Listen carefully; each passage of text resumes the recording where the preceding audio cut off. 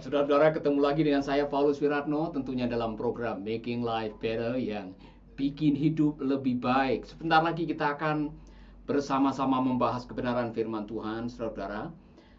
Malam ini kita akan melanjutkan kitab Roma pasal yang kelima mengenai bermegah di dalam kesulitan, bermegah di dalam penderitaan, bermegah di dalam tribulasi.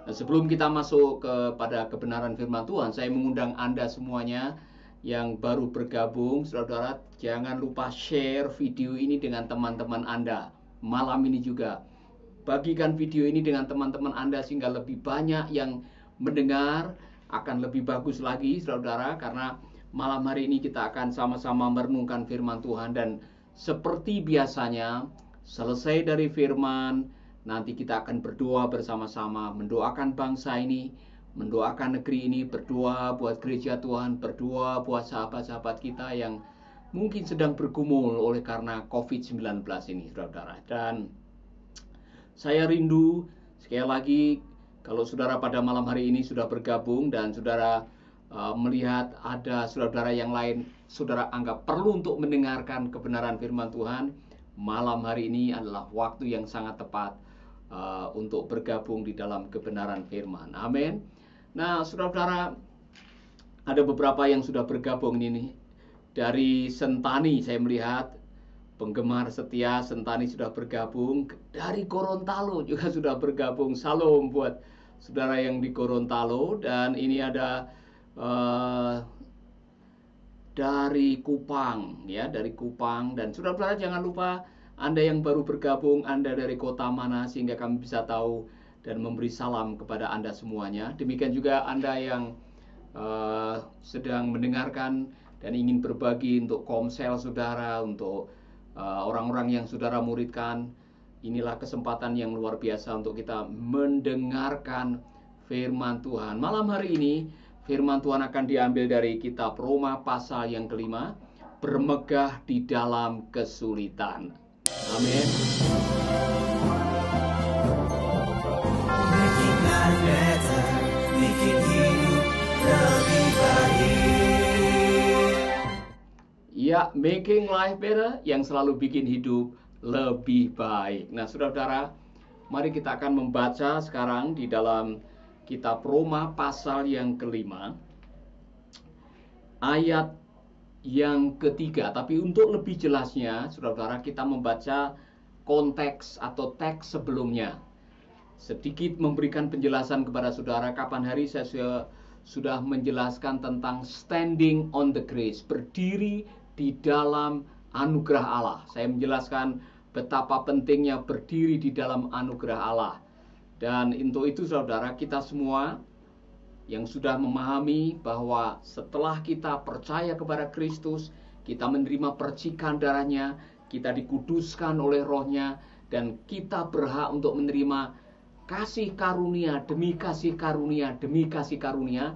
Dan sekarang yang berdiri di dalam kasih karunia, salah satu daripada keuntungannya adalah ada di dalam ayat yang ketiga. Tapi untuk lebih jelasnya, saya akan membacakan mulai ayat yang kedua. Oleh Dia, kita juga beroleh jalan masuk oleh iman kepada kasih karunia ini.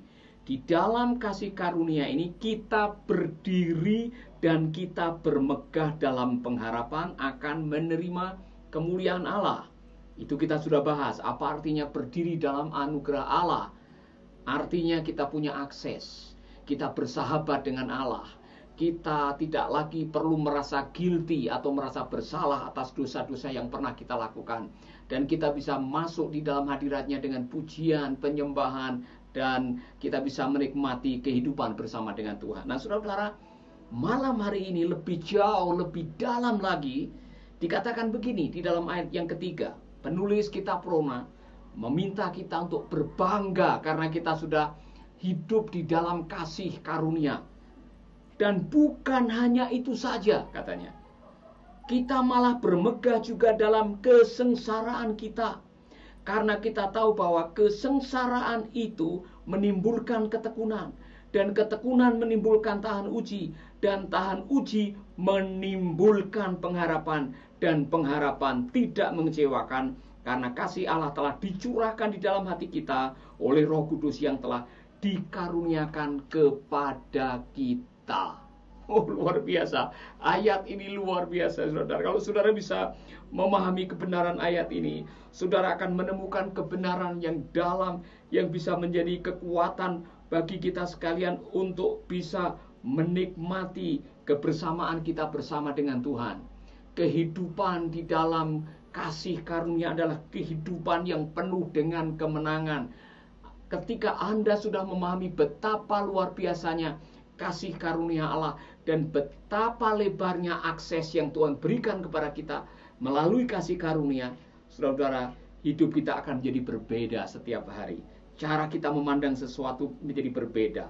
Di dalam bahasa Inggris lebih jelas, makanya saya suka saudara membandingkan ayat ini. Di dalam bahasa Inggris dikatakan begini, and not only so, but we glory in tribulation also. We glory. Kita seperti dimuliakan, kita bermegah. Sebetulnya kata yang dipakai adalah we boast, we proud. Kita bangga oleh karena kita diizinkan melalui tribulation. Tribulation adalah tlivis. Tlivis itu kalau dalam bahasa aslinya adalah di-squeeze, diperas. Ini masalah situasi. Kita diizinkan memasuki circumstance, situasi, keadaan yang men-squeeze kita, yang memeras kita, yang menghimpit kita, yang menekan kita. Dan saudara-saudara, Rasul Paulus mengatakan kita bisa bermegah di atas tlivis atau tribulation atau penderitaan oleh karena keadaan. Saudara-saudara, pertanyaannya adalah, Pak Paulus, bagaimana saya bisa bermegah di atas kesulitan? Bagaimana saya bisa berbangga di atas pergumulan, persoalan? Apa sih yang dibanggakan? Pengalaman yang apa yang bisa dibanggakan dari penderitaan? Mungkin pertanyaannya seperti itu.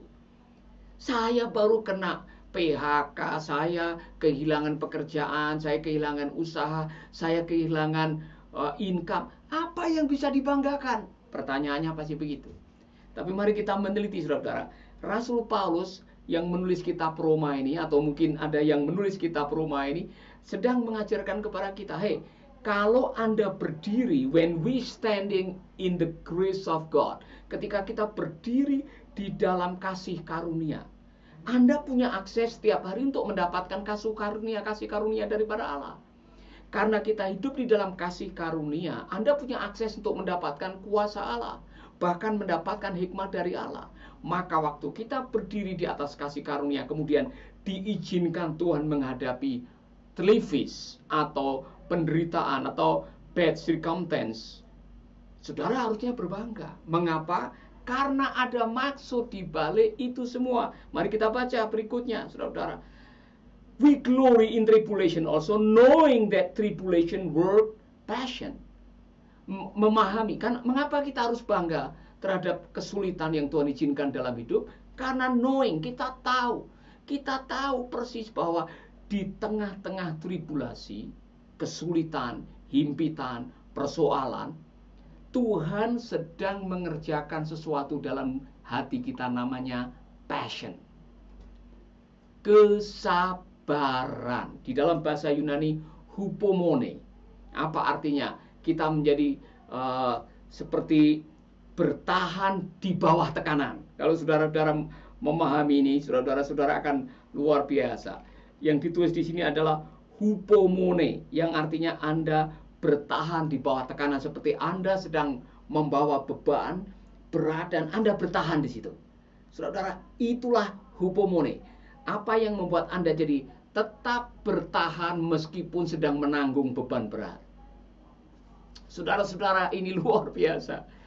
Jadi Allah sedang mengerjakan karakter saudara melalui kesulitan yang saudara hadapi. Makanya pada waktu Tuhan mengizinkan kita menghadapi kesulitan, mungkin kesulitan keuangan, kesulitan pekerjaan, kesulitan dalam pelayanan, kesulitan dalam usaha, kesulitan dalam pernikahan, apapun yang namanya kesulitan, yang namanya circumstance, itu diizinkan oleh Tuhan untuk mengetes kesabaran Anda. perseverance. Ketahanan Anda untuk menanggung penderitaan seperti apa. Karena apa? Kalau Anda bisa bertahan, ini yang luar biasanya. And passion, work, experience, and hope. Jadi begini. Jadi dibilang tadi, ketika kita berdiri di atas kasih karunia, kita harus berbangga di atas tekanan, persoalan, perseverance, seperti adversary, musuh, kesulitan, ketika semuanya berlawanan arus seperti melawan kita, bertahan, jangan menyerah, jangan kalah, jangan menukar iman saudara, jangan sampai Anda meninggalkan Tuhan dan menjauhi persekutuan, jangan, bertahan saja, karena waktu Anda bertahan, dibilang ada experience, and passion, experience, and experience, hope. Jadi passion, pertahanan Anda di dalam kesulitan memberikan pengalaman yang akan berharga bagi hidup Anda. Ketika Anda sudah punya pengalaman yang berharga, Yakobus bilang, Anda punya hikmat. Pengalaman kemarin yang membuat Anda bertahan dan Anda bisa melaluinya dan Anda bisa menengok ke belakang sekarang mengatakan, puji Tuhan, Tuhan itu baik. Saya diizinkan dikhianati supaya saya kuat bagaimana menanggung pengkhianatan. Setelah itu saudara bisa berbagi pengalaman dengan orang-orang yang sedang dikhianati. Saudara bisa bersaksi, oh jangan nangis, saya pernah mengalami itu dulu. Itu mah sebentar saja sifatnya, nanti Tuhan akan tolong kita. Pernah bangkrut? Saudara pernah bangkrut, Tuhan izinkan itu terjadi supaya nanti saudara akan bergantung kepada Tuhan dan akhirnya Tuhan akan memberikan pengalaman sehingga waktu ada orang yang datang mengeluh hal yang sama, saudara mengatakan, "Nggak usah nangis, datang dan setia kepada Tuhan, nanti ada waktunya Tuhan akan memulihkan." Amin. Di dalam kasih karunia ada akses di mana kekuatan Tuhan akan mengalir dan menguatkan saudara. Sama seperti waktu Rasul Paulus sedang bergumul karena ada kekuatan jahat yang menggocoh tubuhnya. Dia sudah berdoa supaya itu dicabut. Tetapi jawaban dari Tuhan adalah, kasih karuniaku cukup bagimu. Dan di dalam kelemahan itulah, disitulah aku merasakan kekuatan. Amin, saudara-saudara. Pengalaman itulah yang akan membuat Anda menjadi dewasa. Saya jadi terinspirasi oleh Pak John Maxwell tadi pagi, saudara-saudara. Pak John Maxwell menjelaskan mengenai oposisi. Dan dia menjelaskan dengan begitu gamblang. Konon, pesawat terbang kalau mau take off harus berlawanan dengan angin. Karena kalau dia berlawanan dengan angin, maka kecepatan untuk naik tinggi itu lebih mudah. Sama seperti orang main layang-layang. Waktu saudara main layang-layang, supaya layang-layangnya naik tinggi, harus berlawanan dengan angin. Kalau saudara main layang-layang searah dengan angin, layang-layangnya tidak mau terbang. Imanmu akan bertumbuh melalui oposisi, melalui kesulitan, melalui tantangan, melalui pergumulan, melalui tribulation, situasi yang men-squeeze, yang memeras, yang menghimpit, yang membuat Anda terkapar. Disitulah Anda akan belajar sesuatu dan Anda tidak akan pernah melupakan apa yang Tuhan pernah lakukan melalui kesulitan dalam kehidupan saudara. Anggaplah sebagai kebahagiaan, saudara-saudara, apabila kamu sedang berhadapan dengan berbagai-bagai trial, pencobaan. Karena apa? Kalau engkau tabah, kalau engkau tekun, kalau engkau perseverance, kalau engkau sabar, maka engkau akan mendapatkan hikmah. Dan ketika engkau mendapatkan hikmat, engkau tidak kekurangan apa-apa. Karena apa? Karena hikmat itulah yang nantinya akan menyelesaikan persoalan-persoalan yang berikutnya. Makanya Rasul Paulus mengatakan, and experience hope. Di akhir, di ujung-ujungnya, waktu Anda sudah punya pengalaman yang mendatangkan pembelajaran jadi hikmat, orang yang banyak hikmatnya, dia punya harapan. Karena dia tidak akan takut menghadapi kesulitan besok. Mengapa? Dia udah tahu caranya menghadapi kesulitan. Haleluya. Amin. Jadi saya tidak tahu situasi saudara pada hari ini, tetapi kalau saudara sedang mengatakan, Pak, bagaimana saya bisa sabar? Situasinya seperti ini, Pak. Bagaimana saya bisa bertahan? Situasinya seperti ini, saudara. Ini firman Tuhan bagi kita semuanya. Kalau kita hidup di atas kebenaran firman ini, Tuhan akan menolong saudara. Tuhan akan menguatkan saudara. Pada akhirnya Tuhan akan memulihkan saudara. Amin. Sekali lagi, saya bersyukur kepada Tuhan. Saya membaca kisahnya Nabi Ayub. Saudara, Nabi Ayub adalah seorang nabi yang hidupnya penuh dengan tantangan, penuh dengan konflik, penuh dengan tribulasi atau televisi tadi. Saudara bayangkan orang yang takut akan Tuhan, menjauhi kejahatan, orang yang saleh dan jujur, diberkati Tuhan dengan 7.000 kambing, 3.000 unta, 10 lembu, 10 anak yang ganteng dan cantik. Dia orang yang paling kaya di Irak pada waktu itu. Dalam sekejap ada tribulation, circumstance, keadaan yang men-squeeze dia, yang menghimpit dia. 10 anaknya mati kerobohan rumah. 7.000 kambingnya mati disambar petir. 3.000 ontanya dirampok. 1.000 lembu diambil orang. Dia sendiri kehilangan kesehatan. Teman-temannya mulai menjauh. Istrinya mengajak dia untuk mengutuki Tuhan. Istilahnya untuk bunuh diri. Dalam keadaan seperti itu, Ayub tidak berbuat dosa. Kata firman Tuhan. Dia bersujud di kaki Tuhan dan dia mengucapkan kata-kata iman, dan melalui kata-kata itu kita bisa melihat betapa dahsyatnya kekuatan iman dan kesabaran Ayub.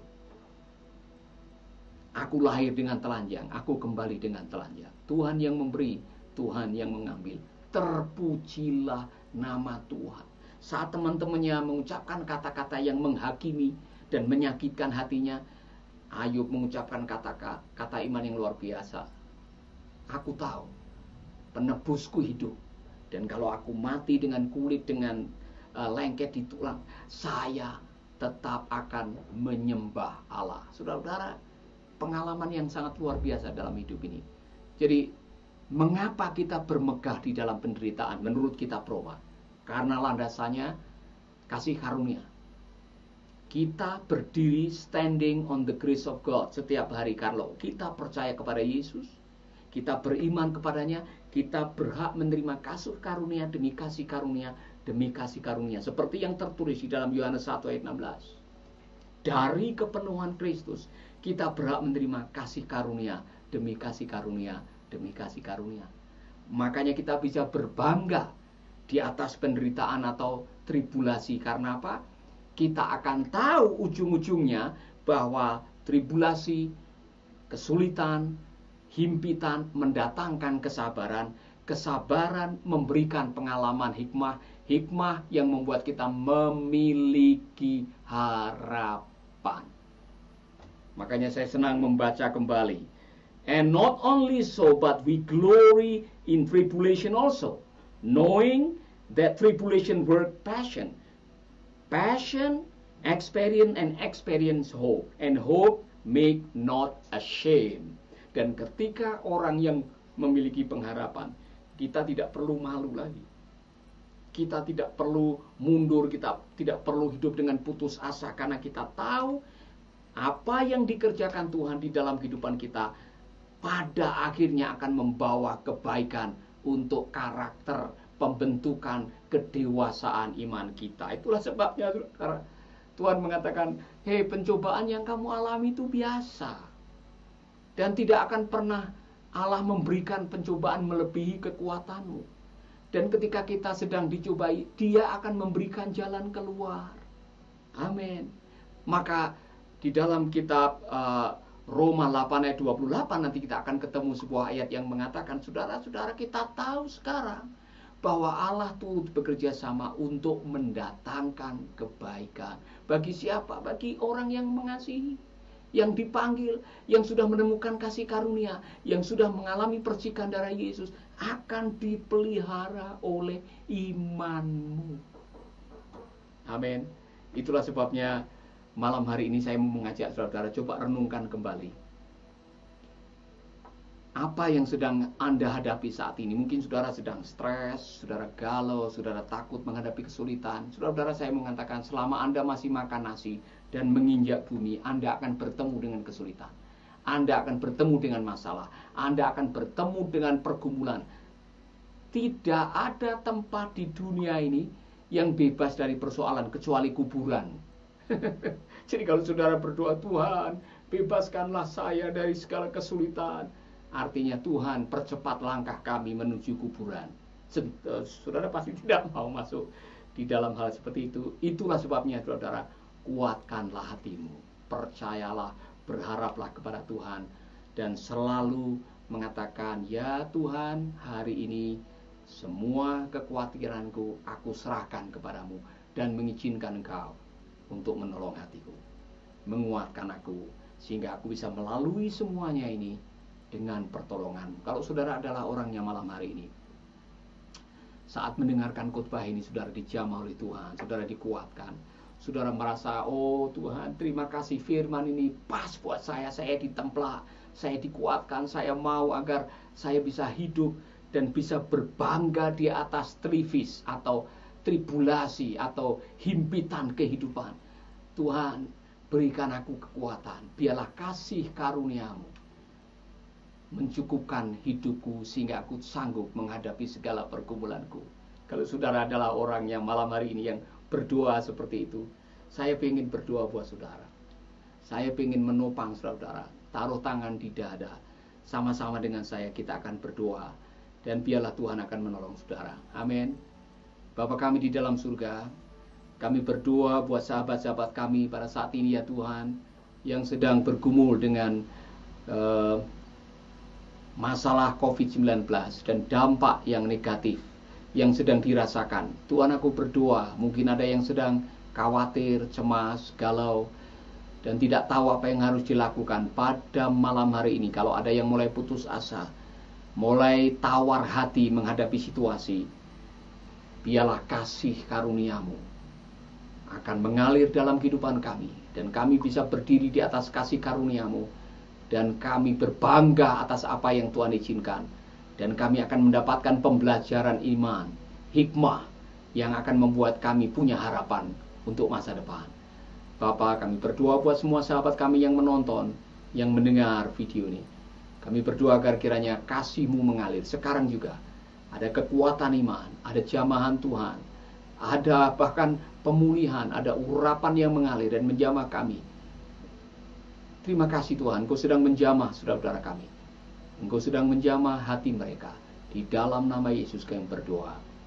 Amin, amin, amin, amin. Saudara-saudara, saya berdoa agar kiranya saudara diberkati oleh kebenaran firman Tuhan malam hari ini. Dan seperti biasanya saudara-saudara, saya menyapa saudara-saudara yang sudah bergabung. Terima kasih karena sudah bergabung. Bagi saudara yang selama ini belum tahu bahwa Making Life Better sudah jadi buku, saya hanya kasih tahu ini, Making Life Better sudah menjadi buku. Saudara bisa mendapatkannya, saudara bisa membeli. Dan untuk semua follower page Paulus Wiratno Making Life Better, saudara mendapatkan diskon 50%.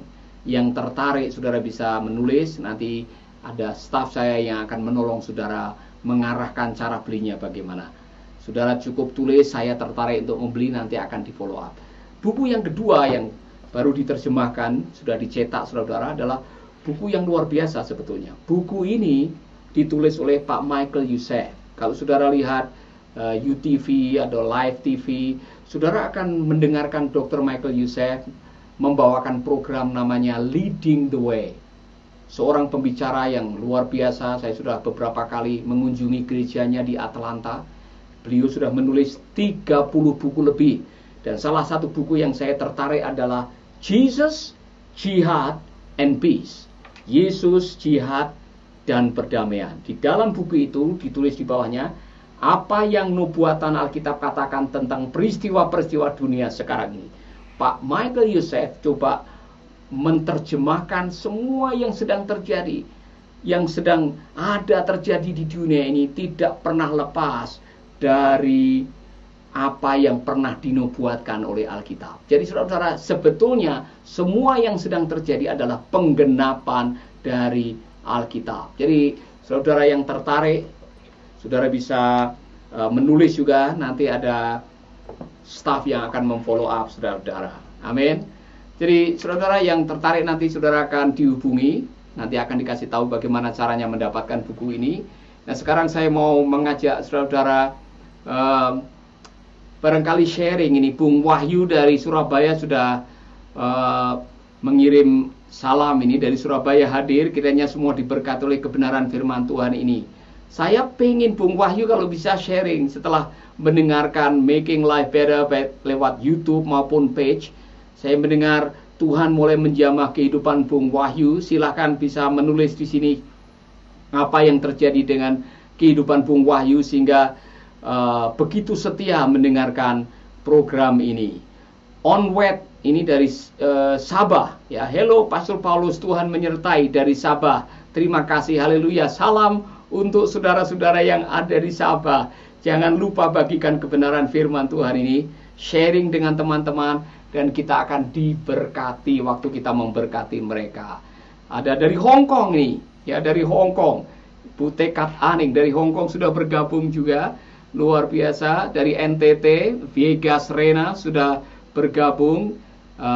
Sahabat saya Arfan Billy sudah bergabung juga. Saudara-saudara yang lain yang baru bergabung, silakan bergabung saudara. Saya menunggu dari Timika, biasanya ada dari ini Timika sudah hadir. Jevin, salam Pak Pendeta. Salam dalam kasih Kristus dari Timika, Papua. Saya menunggu dari Medan, biasanya dari Medan, Nias bergabung. Saudara, nanti di akhir acara ini saya mau mengajak kita semua bersatu hati berdoa untuk Indonesia, berdoa untuk bangsa kita, berdoa buat pemimpin-pemimpin kita, berdoa buat gereja Tuhan, supaya di tengah-tengah situasi ini kita diberi kekuatan untuk melakukan sesuatu yang bisa menjadi berkat bagi orang-orang lain. Dan jangan putus asa, kita berdoa supaya semuanya akan segera berlalu. Amin, saudaraku. Tapi sebelumnya, saya ingin saudara mendengarkan sebuah lagu lagi. Lagu yang saya yakin akan memberkati kita, lagu Datanglah Tuhan. Saya harap saudara pernah dengarkan lagu ini.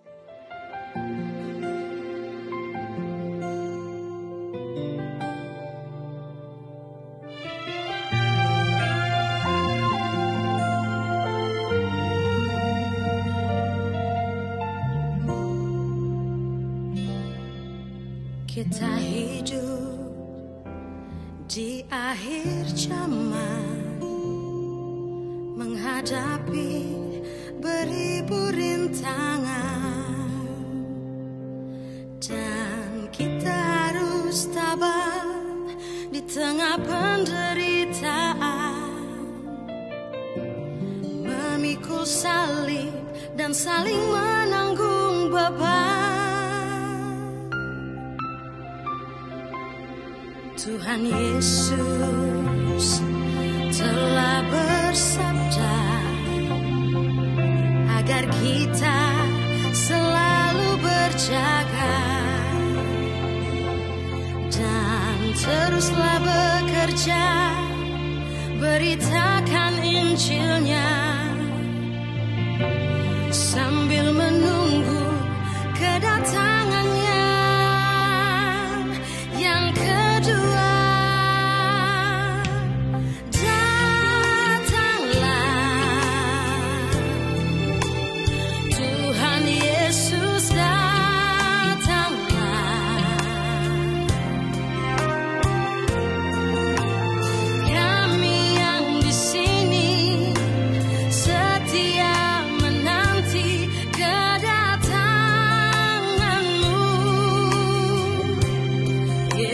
Segera akan kembali. Yesus akan kembali. Dalam kemuliaan serta kebesaran di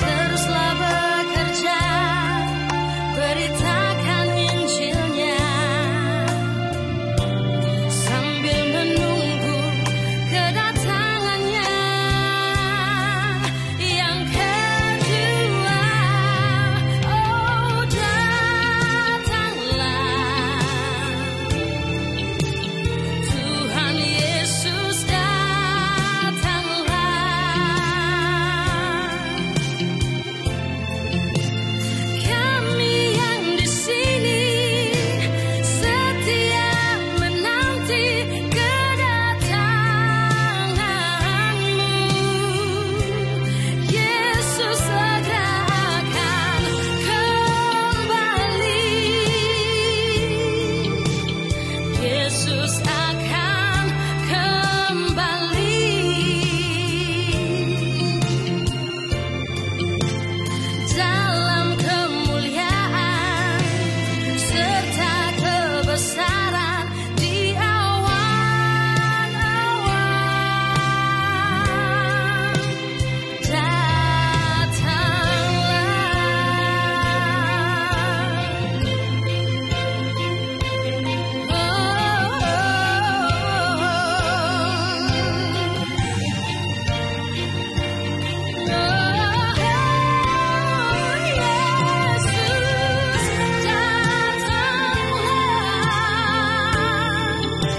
Tuhan Yesus datanglah.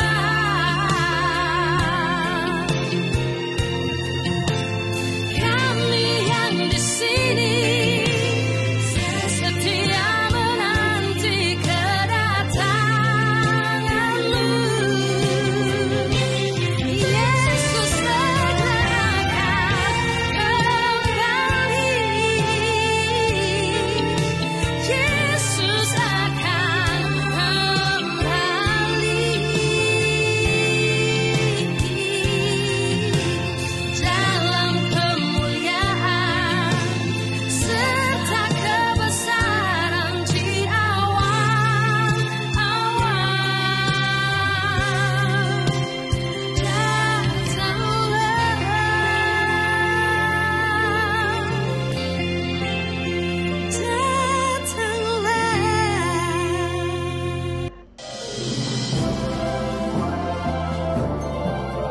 Making life better, bikin hidup lebih baik.